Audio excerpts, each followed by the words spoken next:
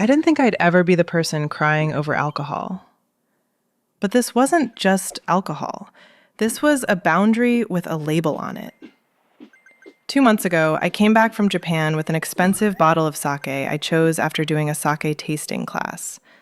I'm not a big drinker, so this wasn't some random airport grab.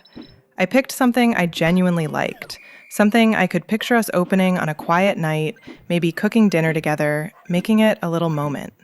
It was a for us bottle. On top of that, I had an unopened German wine a friend gifted me a few months ago. Also special. Also untouched. Now here's the part that matters. My husband and I had multiple conversations about this. He asked if he could give the sake to his dad. I said no. He asked if he could give it to his cousin. I said no. He asked if he could give it to friends. I said no. Not maybe later. Not we'll see. Not in a joking way. I was clear every single time. I told him it was sentimental. It was partly a souvenir. It was something I wanted to share with him specifically. And to make it even easier, I brought him a separate bottle of whiskey that was literally meant for his friends. I wasn't trying to be controlling. I was trying to be thoughtful and fair. At one point, I even opened the sake once at home. He had a headache and didn't want any, so I poured a tiny amount, maybe 20 milliliters, and left the rest untouched. It went right back to being saved.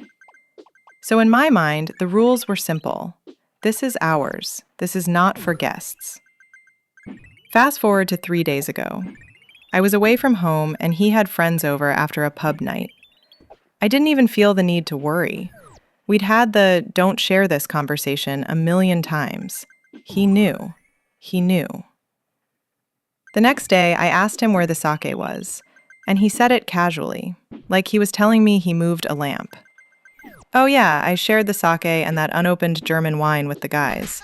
We finished everything. I just stared at him.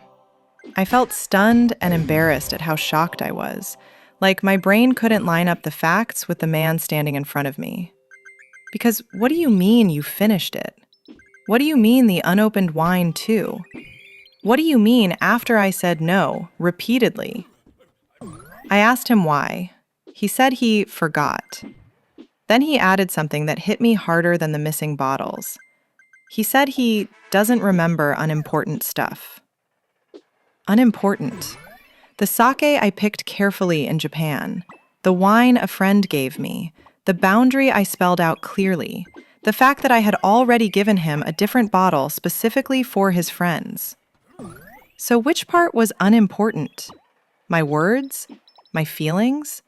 Or the idea that something I care about should matter because I care about it? When I confronted him, when I tried to explain that this wasn't about the liquid, it was about respect, he flipped it on me. Don't let it spoil our relationship, he said. Then, unbelievably, he suggested I see a counselor. And that was the moment my disappointment turned into something colder and sharper. Because I wasn't losing my mind over a bottle. I was losing trust over the fact that he, number 1, asked, number 2, got an answer, number 3, didn't like the answer, number 4, waited until I was gone, and lastly, did it anyway. That doesn't feel like a mistake. That feels like a decision. He's not even a heavy drinker. That's part of what makes it so confusing. This wasn't a compulsion issue. This wasn't an addiction situation. He rarely indulges. So why was it so hard to respect one simple, clearly stated boundary? And why, when I was hurt, did he act like my reaction was the problem instead of his behavior? Now I'm stuck in this weird emotional loop where I keep thinking, if he'll disregard something small and sentimental after explicitly asking and hearing no, what happens when the boundary is bigger? Money? Family? Parenting decisions? Because the part that keeps echoing in my head isn't the loss of the sake. It's the way he looked at me and basically said, "You're overreacting, and your no was forgettable." So I really want your take. If your partner repeatedly asks to give away something sentimental, You repeatedly said no, and they still waited until you were gone to share it. Would you see this as a simple slip-up or a serious respect issue?